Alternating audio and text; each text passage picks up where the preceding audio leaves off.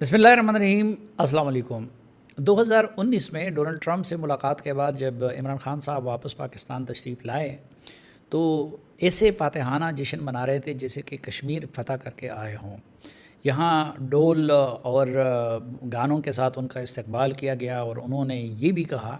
کہ مجھے تو آج یہ لگتا ہے کہ جیسے میں ورلڈ کپ جیت کے وطن واپس آ رہا ہوں۔ حالانکہ 10 اگست 2019 کو روزنامہ جنگ میں کشمیر اور امریکی اسکرپٹ کے زیر عنوان اپنے کالم میں نے لکھا کہ دوسری تبدیلی یہ آئی ہے کہ امریکہ کے لیے اب القاعدہ اور طالبان نہیں بلکہ پہلی ترجیح چین بن گیا ہے۔ چین کے مقابلے کے لیے جہاں وہ دیگر اقدامات کر رہا ہے وہاں اس کی ضرورت ہے کہ بھارت کو اس کے مقابلے کے قابل بنانے کے لیے پاکستانی سائٹ سے مطمئن کر دیا جائے اور دوسری طرف پاکستان کو بہلا پسلا کر چین اور روس کی طرف مزید قریب جانے سے باز رکھا جائے۔ چنانچہ ایک طرف افغانستان میں پاکستان کی ضرورت ہے تو دوسری طرف خطے سے متعلق امریکہ کے ذہن میں یہ نقشہ ہے، اس لیے وہ وقتی طور پر پاکستان پر مہربان ہوا ہے۔ کشمیر کے معاملے میں امریکہ کی شہ پر عمران خان کے دور میں انڈیا نے جو کچھ کیا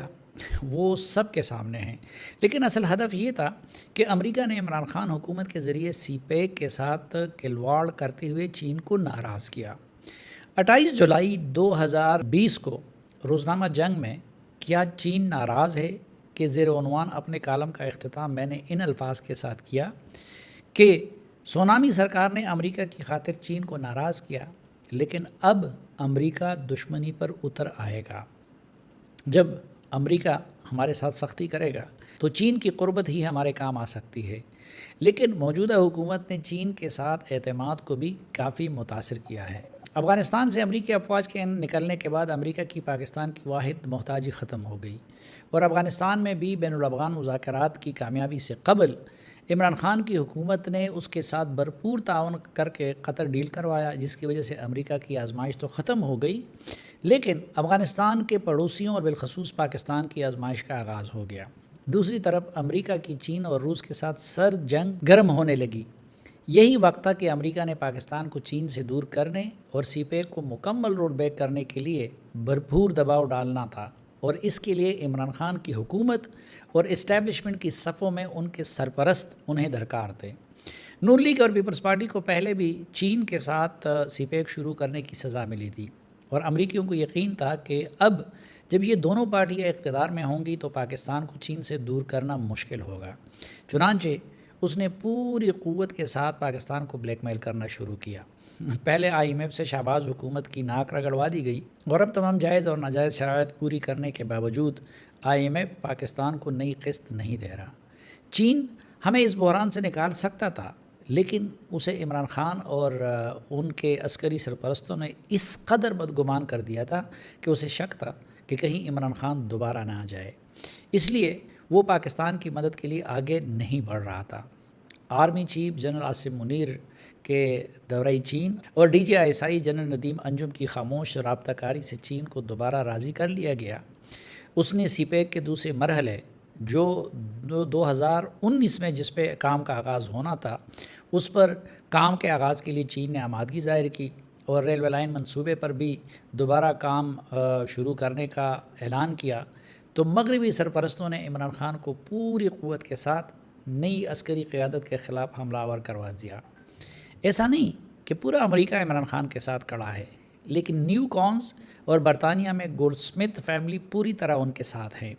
اور یہ پٹی ان کو پڑھائی ہوئی تھی کہ آپ امریکی سازش کا ڈرامہ لچائیں تاکہ کوئی آپ پر شک نہ کرے۔ حالانکہ درپردہ عمران خان صاحب جو کچھ کر رہا تھا وہ ان لوگوں کی شہ پہ ہی کر رہا تھا۔ آج سے 8 ماہ قبل جب PTI کے ہر سپورٹر کے منہ پر امریکی سازش اور ایبسولوٹلی ناٹ کے ایبسولوٹلی جھوٹ کا نعرہ بلند تھا، تو میں نے 24 ستمبر 2022 کو روزنامہ جنگ میں ایوان صدر میں چیف نیازی ملاقات حقائق اور نتائج کے زیر عنوان کالم میں لکھا تھا کہ نوبت یہاں تک آئی کہ افغانستان کے لیے امریکہ کے سابق نمائندے زلمے خلیلزاد سے بھی آرمی چیف کو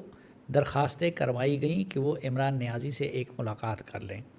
واضح رہے کہ امریکی نیو کونز کے رکن زلمے خلیلزاد حکومت کی تبدیلی کے 1 ماہ بعد پاکستان خفیہ دورے پر آئے تھے اور نیازی صاحب سے خفیہ اور طویل ملاقات کی تھی۔ تب جب میں نے یہ لکھا تھا تو میرے اس دعوے پر کسی کو یقین آیا اور نہ کسی نے اس کا نوٹس لیا، کیونکہ اس وقت تو امریکی سازش کا غلغلہ بلند تھا۔ لیکن اب جب نیو کونز اور اسمتھ فیملی کو محسوس ہوا کہ پروجیکٹ عمران خان جو اصلاً ان کا پروجیکٹ تھا وہ اسے لپیٹا جا رہا ہے، تو انہوں نے پوری قوت کے ساتھ چیخ و پکار شروع کر دی۔ عمران خان کے حق میں نہ روس کی طرف سے آواز بلند ہوئی، چین کی طرف سے، ترکی اور نہ سعودی عرب جیسے دوستوں کی طرف سے، بلکہ قیامت برپا ہے تو امریکہ میں برپا ہے۔ زلمے خلیلزاد، شیرمن اور درجنوں ممبران کانگریس نے پی ٹی آئی کے ساتھ ان کے بقول جو زیادتیاں ہو رہی ہیں اس پر رونا دھونا شروع کر دیا ہے۔ حالانکہ 9 مئی پاکستانی فوج کے لیے 9/11 سے بڑا حادثہ ہے۔ 9/11 کو القاعدہ نے صرف امریکہ کی معاشی اور فوجی طاقت کے نشانات کو ہٹ کیا تھا، جس کے بعد گوانتانامو بے کا عقوبت خانہ بنایا گیا، جہاں فوجی سزائیں دیتے رہے۔ امریکی سرزمین کا قانون وہاں پر اپلائی نہیں تھا، وہاں کسی صحافی کی رسائی نہیں تھی، اور فوجی عدالتیں القاعدہ اور طالبان کے ساتھ انسانیت سوز سلوک کرتی رہیں۔ دوسری طرف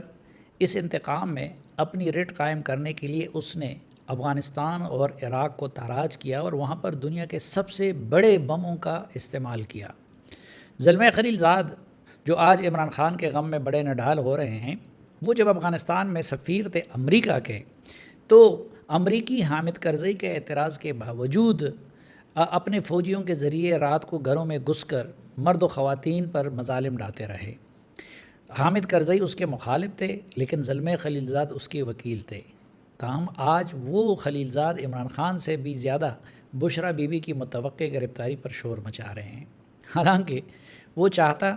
تو قطر ڈیل کے تحت عافیہ صدیقی کو رہا کر سکتا تھا، کیونکہ تب ڈونلڈ ٹرمپ نے اپنے تمام متعلقہ اداروں کو ان کا ماتحت کیا تھا۔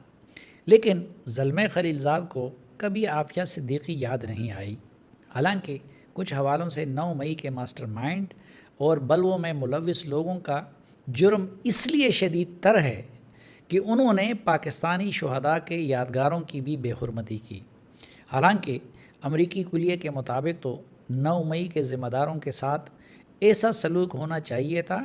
جیسا امریکیوں نے 9/11 کے ذمہ داروں اور سہولتکاروں کے ساتھ گوانتانامو بے میں کیا۔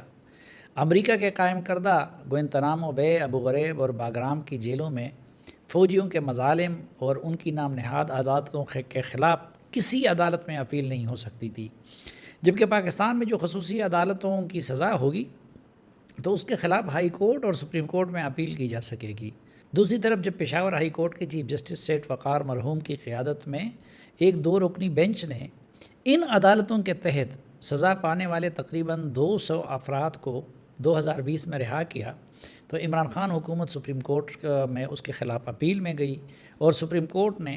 اس کے خلاف حکم امتناعی جاری کیا۔ تب تو امریکہ یا عمران خان کو ان عدالتوں پر کوئی اعتراض نہیں تھا، کیا اس لیے کہ وہ داڑھی والے اسلامی انتہا پسند تھے اور پی ٹی آئی کی طرح نیو کونز کا اثاثہ اور لبرل انتہا پسند نہیں تھے۔ شاعر نے شاید زلمے خلیلزاد اور عمران خان وغیرہ کے بارے میں کہا تھا کہ دامن کو ذرا دیکھ، ذرا بند قبا دیکھ۔ ناظرین، حکیم محمد سعید مرحوم، ڈاکٹر اسرار احمد مرحوم اور عبدالستار عیدی مرحوم کی درجات کی بلندی کے لیے دعاؤں اور ان کی دوراندیشی کو سلام پیش کرنے کے بعد آج کے ویڈیو بلاگ سے اجازت چاہتا ہوں۔ اللہ حافظ۔